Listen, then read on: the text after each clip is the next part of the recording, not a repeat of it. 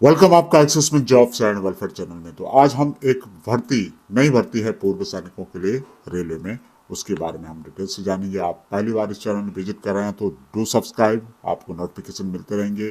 Bell icon की जो घंटी है उसको भी जरूर दबा दें, और उसका फ़ायदा ये होगा कि आप टाइम पे इनके लिए ज्वाइन कर सकते हैं। भारत सरकार की तरफ से लेटर है जो आप यहाँ पे देख पा होंगे।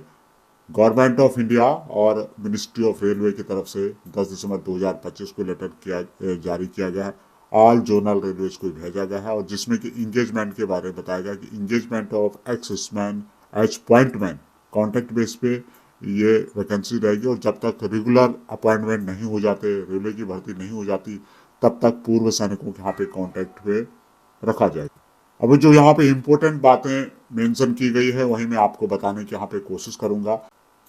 और यहाँ पे बताया गया है कि पूर्व सैनिकों को वेलफेयर बोर्ड की तरफ से, एक्सिसमैन वेलफेयर बोर्ड अंडर सेंट्रल या फिर स्टेट गवर्नमेंट की तरफ से पूर्व सैनिकों को यहाँ पर डायरेक्टली लिया जाएगा जब तक यहाँ पे परमानेंट इंगेजमेंट ना हो जाए, यानी कि रेलवे रिक्रूटमेंट बोर्ड के द्वारा भर्ती होकर अपॉइंटमेंट नहीं आ जाते, तब तक पूर्व सैनिकों को यहाँ पे रखा जाएगा।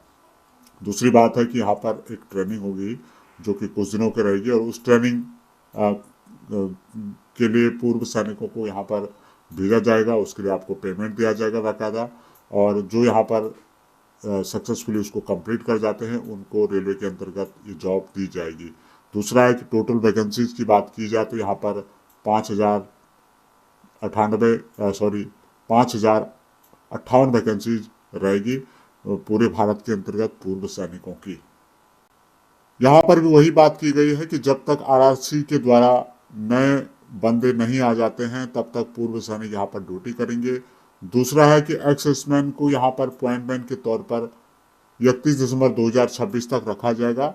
बाकी फर्दर यदि आपका एक्सटेंशन करना है तो उसके लिए डिपेंड करेगा कि वैकेंसीज कितनी यहाँ पर कम पड़ी है। यदि कम पड़ती है वैकेंसीज, इसका मतलब है कि जो भर्ती होकर आते हैं वहाँ बंदे कम पड़ते हैं, तो फिर पूर्व सैनिकों को यहाँ पर और टाइम के लिए रखा जाएगा। इसके संबंध में इम्पोर्टेंट लेटर है। जो मेन बातें थी वो मैंने आपको यहाँ पे बताई है।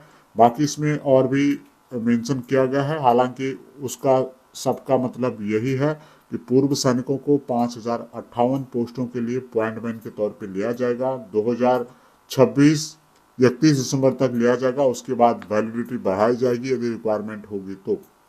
और जब तक कि नई बंदे भर्ती होकर आते हैं तब तक पूर्व सैनिक यहाँ पे रहेंगे। ऑल ओवर इंडिया में भर्ती होगी। अभी इसके बारे में डिटेल्स नहीं बताया गया है कि कब से ये एक्सेसमैन जो वेलफेयर बोर्ड है या पूर्व सैनिक जो निगम है या फिर जिला सैनिक बोर्ड है उनको कब इन्फॉर्म किया जाएगा और कैसे पूर्व सैनिकों को यहाँ पर बुलाया जाएगा। इसके संबंध में जैसे ही कोई नया अपडेट आता है हम अपने वीडियो के माध्यम से आपको डिटेल्स बता देंगे। अभी तक इतना ही। जय हिंद, वंदे मातरम।